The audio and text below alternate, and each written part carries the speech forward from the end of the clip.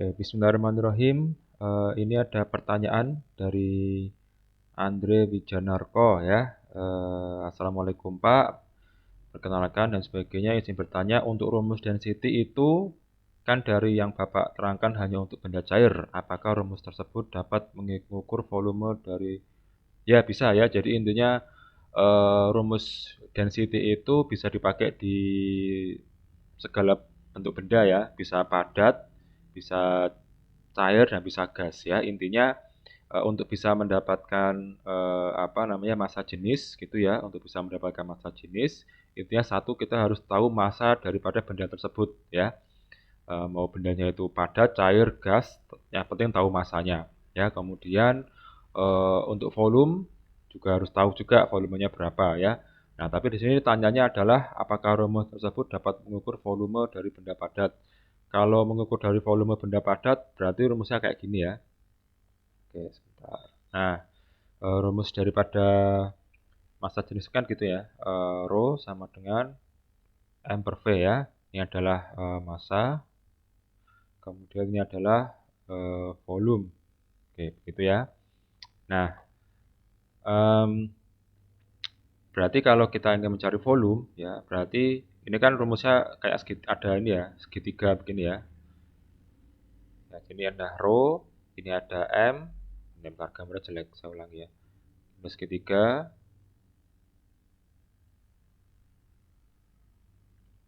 Ini ada rho, kemudian ini ada massa, ini ada volume gitu ya.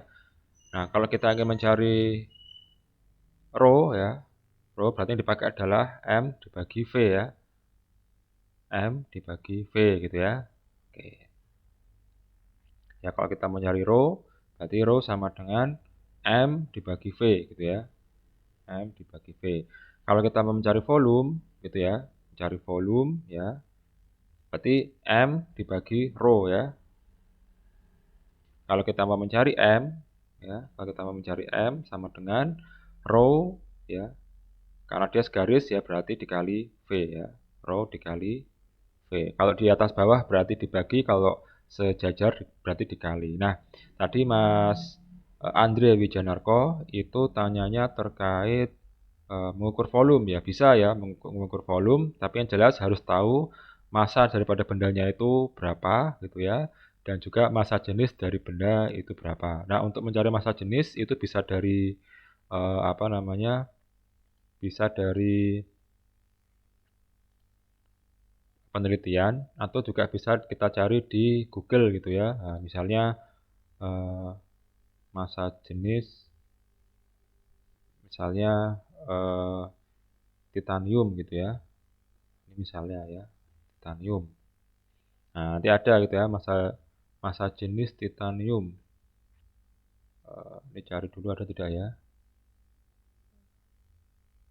Nah, ini ya massa jenisnya adalah 4,507 ya. Oke, mungkin bisa diklik dulu ya. Tapi hati-hati dengan satuan ya. Nah, kadang satuannya dari massa jenis. Nah, ini ya massa jenisnya adalah gram per sentimeter kubik gitu ya. Padahal harus kita konversi ke satuan internasional ya. Nah, cara mengkonversinya misalnya ini ya, massa jenis. Saya tadi rho titanium itu adalah 4,507 gram per sentimeter kubik gitu ya. Nah, ini kita harus ubah dulu ke kilogram per meter kubik ya. Nah, ini kan sama dengan, nah ini kan sebenarnya 4,507 dibagi 1 ya. Kan, nah maksudnya apa? Maksudnya adalah 4,507 gram dibagi 1 cm kubik gitu ya. Nah, berarti kita harus mengkonversi dulu ya. Berarti yang ini ya, kita konversi menjadi dari gram ke kilogram ya. Berarti 4,507 ya dikali 10 pangkat min 3 ya. Karena dari gram ke kilogram itu kan naik min 3 gitu ya. Kemudian dibagi ya. Nah, yang ini 1 cm kubik ke sini ya. Nah, 1 cm kubik itu kan 1 ya dikali, nah dari cm kubik ke meter kubik itu berapa gitu ya. Itu naik 2 kali, tapi karena dia 3 berarti 2 kalinya dikalikan 3 ya. Kalau dia naik jadi minus 6 gitu ya. Nah, ini silahkan dicari sendiri jawabannya berapa gitu ya. Atau kalau mau singkat ya eh, G per centimeter. Nah, ini kan ada ya. Itu, nah ini itu kilogram meter. Nah, kita tinggal masukkan. Tadi titik massa jenisnya adalah 4,507 ya. 4,507. Nah, kilogram per meter kubik. Oh, ini koma titik ya, karena kalau dalam bahasa Inggris koma itu titik. Nah, berarti jawabannya adalah 4507 kilogram per 4.507 kilogram per meter kubik. Nah, ini adalah massa jenis titanium gitu ya. Nah, nanti kalau mau nyari volume, misalnya volume titanium begitu ya, ya kita timbang dulu ya, massa dari titanium itu berapa gitu ya. Karena kan beda-beda ya. Ada yang 1 kilogram, ada yang setengah kilogram. Nah, nanti kalau udah ketemu, tapi harus dalam satuan kilogram gitu ya.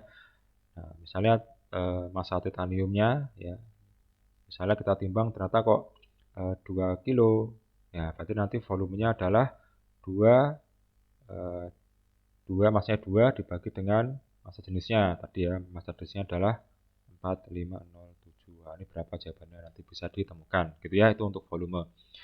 Oke, terus menuju ke pertanyaan yang kedua, untuk PA dan ATM itu sama aja ya Pak. Nah, PA dan ATM itu beda ya Mas ya. Jadi nah ini PA to ATM. Nah, ini yang ada ya.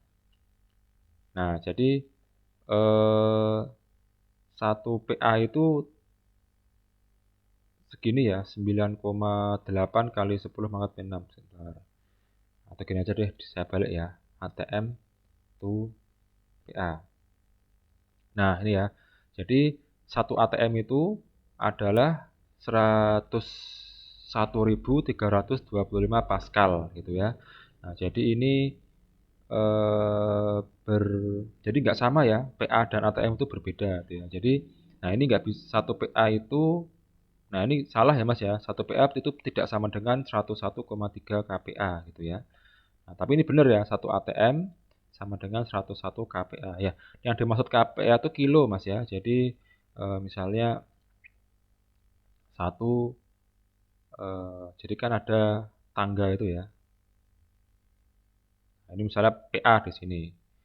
Nah, ini adalah desi Pascal ya, senti Pascal ya. Ini mili Pascal ya. Kalau naik dk Pascal, terus hekto ya, hekto Pascal. Nah, di sini baru kilo Pascal ya. PA itu kayak ibaratnya kilogram itu ya. Ada gram, ada kilogram ya. Ada PA, ada kilo PA gitu ya. Jadi 1 kilo Pascal ya itu sama dengan 1 kilo Pascal itu sama dengan 1000 PA ya. Karena 1 2 3 ya. Jadi ya turun 3 kali berarti 10 pangkat 3 ya. 10 pangkat 3 itu kan 1000 ya Mas ya. Nah, jadi 1 kilo PA sama dengan 1000 PA gitu ya. Nah, ini benar ya, ini benar.